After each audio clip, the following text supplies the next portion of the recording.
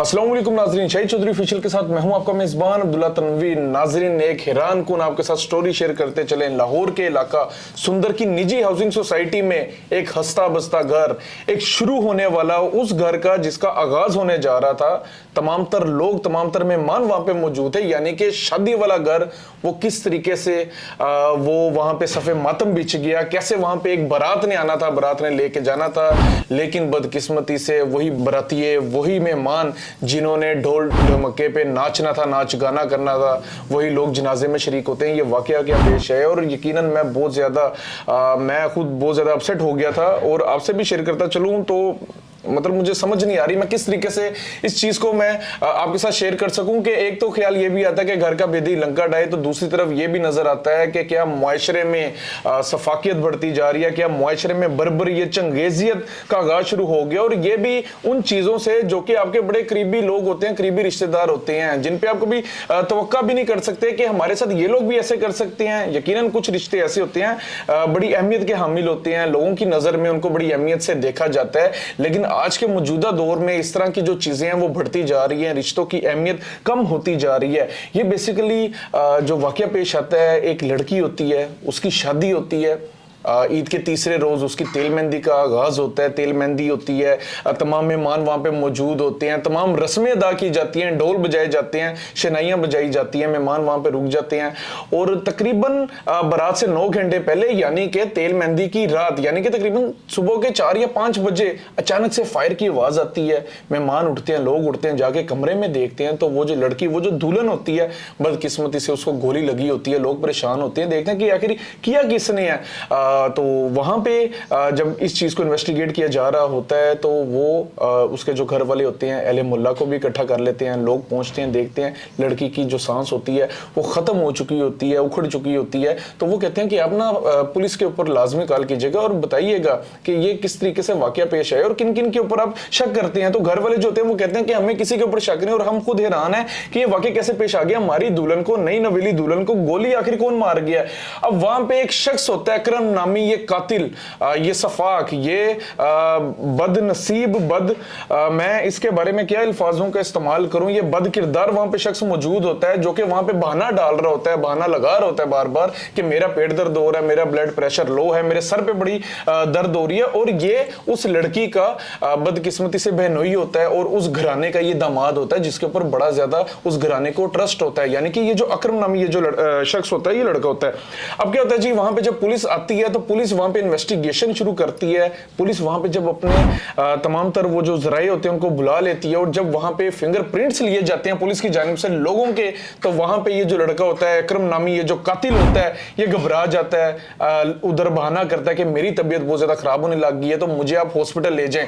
वहां पे क्योंकि जाहिर सी बात है ये केस अभी अभी रिसेंटली हुआ होता है, लोगों को शक भी नहीं होता कि आखिर ये बंदा कर सकता है, ये तो घर का दामाद है, ये तो इस लड़की का बहनोई है, ये तो कभी कर ही नहीं सकता अपनी सगी बहनों से, बल्कि बढ़ के ये से इज्जत देगा, इसे अहमियत देगा। लोग इसको, जो लड़के होते हैं दो, वो इसको वहां पे लेके जाते हैं हॉस्पिटल, और वहां पे हॉस्पिटल से होके थोड़ा सा आगे चहम गुइयां चल रही हैं। कहा जा रहा है कि वहां पे थोड़ा सा आगे जाते हैं तो ये ना बस अड्डे पे जाके रुक जाता है और वहां पे कहता है कि मेरी तबीयत खराब हो रही है, आप ना मेरे लिए नीमको और बोतल वगैरह ले आओ। लड़का वहां से जैसे ही जाता है, ये शख्स, ये बदकिरदार शख्स वहां से बस पे बैठता है और फरार हो जाता है। और जब वो लड़का घर आता है तो वो बताता है कि ये अकरम नामी ये जो बंदा है ये वहां से फरार हो गया है। तब वो जो पुलिस होती है उसको भी हैरत होती है कि आखिर ये शख्स वहां यहां से क्यों भागा है। और एक अच्छी खबर यह है कि इस वक्त ये अकरम नामी ये जो शख्स है ये गिरफ्तार हो चुका है और इन्वेस्टिगेशन की जा रही है। चैम गोइयां कुछ ये भी चल रही हैं कि इसका और ये जो लड़की थी आयशा, इनका कुछ नाजायज इनके ताल्लुकात थे, कोई रिलेशन इनका ऐसा था, लेकिन अभी ये चैम गोइयों की हद तक है। मजीद लेटेस्ट अपडेट अभी तक सामने नहीं आई,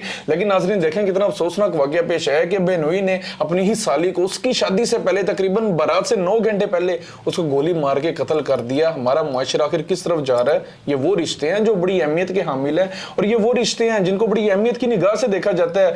लेकिन अफसोस ये है कि आज के दौर में चीजें बदलती जा रही हैं, खून सफेद होते जा रहे हैं, रिश्ते बदलते जा रहे हैं। आपके करीबी जो होते हैं लोग मोस्टली वहीं से आपको डंग पड़ता है। आखिर ये क्या रीजन है? हमारा मुआशरा इस तरफ जा ही क्यों रहा है? ये भी इंशाल्लाह ताला मैं तो चाहूंगा कि इसके ऊपर एक लाजमी से प्रोग्राम किया जाए कि आजकल के दौर में मोस्टली जो पाकिस्तानी है, एक तो वो डिप्रेशन का वो शिकार हो रहे हैं, दूसरा उनकी जो ज़हनियत है उनको बदला क्यों जा रहा है। और ये जो केस बेसिकली पेश आया है, वो जो गोली मार के वो जो भाग जाता है वो गिरफ्तार तो हो गया, लेकिन मैं चाहूंगा कि इस हवाले से लेटेस्ट अपडेट आए, क्योंकि आपको पता है चैम गोइयां जब भी ऐसा केस होता है हर वीडियो में हर खबर में डिफरेंट काइंड ऑफ अपडेट्स जो होती हैं वो शो की जाती हैं। अब कहा यह जा रहा है कि मतलब इलीगल रिलेशन था, कुछ लोग कह रहे हैं कि मतलब कोई और बात थी। तो मैं नहीं चाहूंगा कि मैं कोई ऐसी अपनी जुबान से ऐसा लफ्ज निकालूं जो कि उस मरहूम के लिए बाइसे दर्द बने। तो मैं इस तरह के अल्फाजों के इस्तेमाल से मैं बड़ा ग्रेज करूंगा। लेकिन ये वाकया था, आपने देखा दामाद ने, घर के दामाद ने वो जो लड़की है उसको कत्ल कर दिया, वहां से फरार हो गया। और इंटरेस्टिंगली एक चीज बड़ी हैरानकुन थी कि वो जब कत्ल करता है वो वहीं पे बैठा रहता है। ये तो जब इदारे मारे जाते हैं, जब पुलिस वहां पे आती है, फिंगरप्रिंट्स लेना शुरू करती है, तब वो वहां से घबरा जाता है कि अगर मेरे फिंगरप्रिंट्स मैच कर गए तो मैं फिर यहां से किधर भागूंगा, इसलिए वो पहले ही फरार हो जाता है। और वो जो घर था, मैं कुछ वीडियोस देख रहा था, वो हमारी प्यारी सी जो बहन आयशा थी, उसके बैग्स उसने तैयार किए हुए थे कि शादी के बाद जाऊंगी, नए जोड़े पहनूंगी। ये नाजरीन तमाम तर वाकया था। अब देखिए कि बारात जो होती है उसने फूलनगर जाना होता है, लेकिन बदकिस्मती से ये वही लोग होते हैं जो सूटेड बूटेड जो तैयार हुए होते हैं, लेकिन उनको इतला मौसूल होती है कि जो दुल्हन है इसका कत्ल कर दिया गया है, इसका क्या बनेगा, मंतकी इंजाम क्या होगा, क्या इसको माफ कर दिया जाएगा। बहुत से लोग ये भी शहमगोइयां कर रहे हैं कि दूसरी भी जो बेटी है हमारी वो भी उसी घर में है, तो उस घर का जो वो उसका घर है वो बर्बाद ना किया जाए। लेकिन इस आयशा का क्या कसूर था? ये तो अभी इसने जिंदगी की शुरुआत करनी थी और शुरुआत से पहले ही आपने इसको मौत के मुंह में धकेल दिया।